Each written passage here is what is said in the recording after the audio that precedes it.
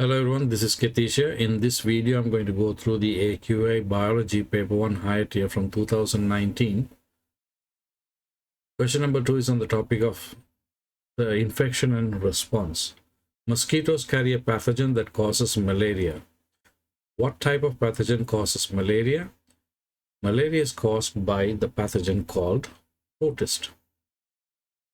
Now, as part of your specification, you need to know about malaria, what it's caused by, how it actually also spreads.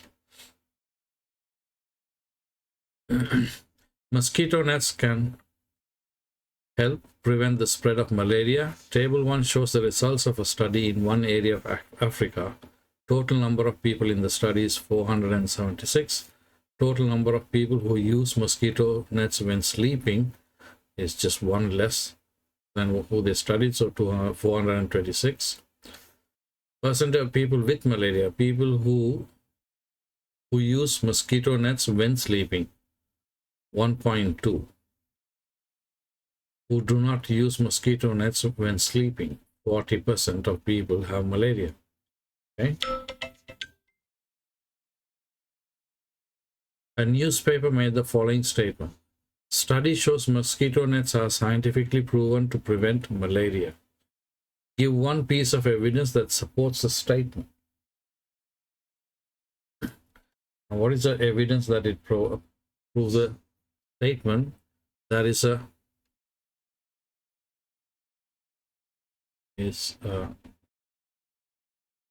lower percentage of people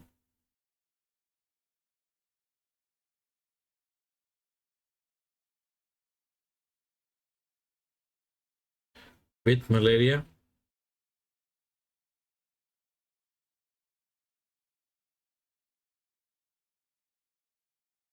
when using mosquito nets.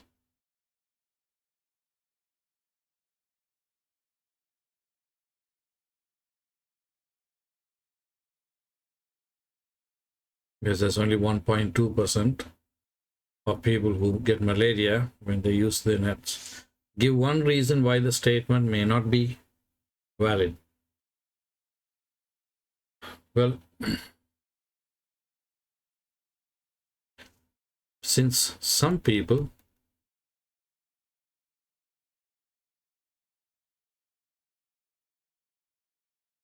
who use nets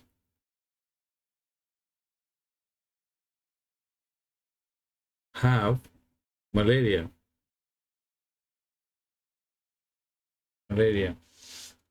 Now, I might have said it the other way around. So for this one, there's a lower percentage of people with malaria when using mosquito nets. Right? There's a 40% who don't use the mosquito nets.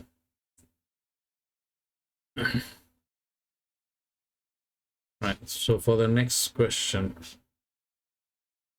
so for this question 2.2, right, when I say lower percentage, it's only 1.2%. Right? For the next question, since some people who use mosquito nets have malaria, so there is still 1.2% of people getting malaria even though they use the nets, so it may not be valid. It's not 100% preventive. Table 2 shows information about the number of deaths from malaria in the same area of Africa. So 2005, 161, and it's steadily going down up to 2015. Predict the number of people per 100,000 who died from malaria in 2017 if the trend stayed the same. So 2017, so this every 2 years, isn't it? Yeah, so it's jumping up by every 2 years, so it's not going every year. So the next one will be 2017. So what's the difference here? 161 minus 136, give me 5, 1, that's plus 15. From there to there, 36 and 14 to 1. That's plus. No, it's not plus, it's minus. So that's minus 15, minus 12, and 114 minus 97 is 14, 7, minus 17, 97 to 4 is only minus 2, and then 94 to 92 is minus 2. So it seems to have dropped off by 15, 12, 17, and then to minus 2 and minus 2. I could confidently say that it would actually follow the same trend by minus 2. So if I say 90, that should be correct. Now, the marking scheme actually accepts a bigger range. They accept a range 88 to 91. As long as the answers between them is fine. Use of mosquito nets has helped to reduce the number of deaths from malaria each year.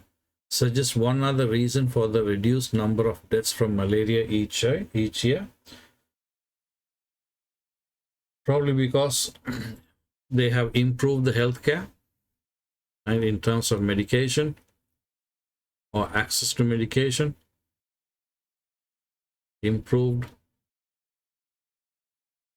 healthcare, right?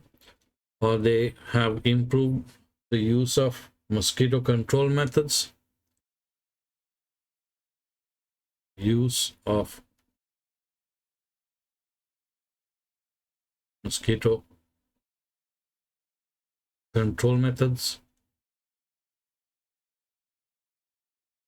and maybe they're treating the environment with certain chemicals by spraying certain things, and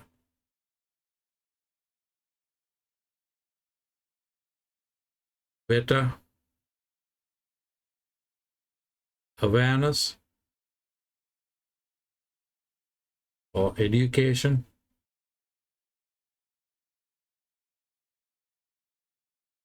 to help change behavior to avoid being bitten, right? Probably wearing long sleeves in the evening, or actually reducing the amount of stagnant water around the house, right? Or simply remembering to use mosquito nets. Next question. Describe how the human body prevents pathogens from entering, defends itself against pathogens inside the body. So how does it prevent the pathogens from entering?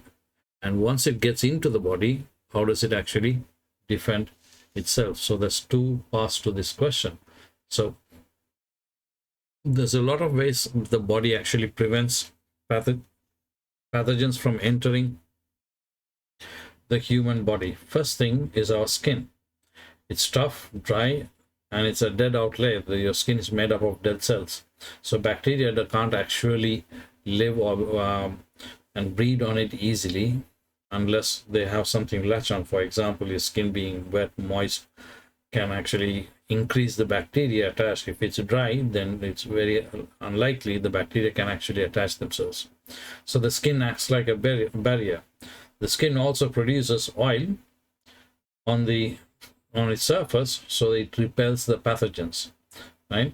And when you do get cuts, your cuts are actually covered by scabs, which form a barrier, and the platelets in the blood help to form the clots or the scab. Now, Again, what if it enters through your mouth into your stomach? Well, your stomach contains hydrochloric acid, which kills the bacteria in the food that we actually swallow. And there's also mucus. In the eyes, your eyes produces tears, which contain enzymes to kill bacteria. So the tears are antiseptic. In our nose and through our trachea, it produces, our nose produces mucus, which actually traps bacteria, which flows in through the air because the mucus is sticky, and the mucus is simply carried away by the cilia back to the back end of our throat, so that we just simply swallow and winds up in the stomach where it gets killed. Now, what about if it enters your body? If it enters your body, then we have the white blood cells which engulf pathogens. We also have white blood cells which produce antitoxins, right? And we also have white blood cells which produce antibodies to help destroy the pathogens, and there are memory cells which are formed to provide us with a rapid response if the pathogen re-enters in the future. So how do we write all of this in a structured way? Here's a model answer. So here's the answer. The skin is a tough, dry, and dead outer layer which acts as a tough barrier. It produces sebum on the surface which repels pathogens. The scabs form over cuts, acting as a barrier where platelets are involved in forming clots. Our stomach contains hydrochloric acid that kills bacteria in the food we eat or in the swallowed mucus. The eyes produce tears which contains enzymes to kill bacteria, so they are antiseptic. In our breathing system, the trachea, bronchi, and nose produce mucus which is sticky, so it traps bacteria. The mucus is carried away by cilia. Once inside the body, our immune system, made of white blood cells, engulf pathogens which produce antitoxins which neutralize toxins produced by the pathogens. White blood cells also produce antibodies which help destroy pathogens. The memory cells formed give a more rapid response if the pathogen enters our body in the future. That brings us to the end of question number 2, and I will see you in question number 3.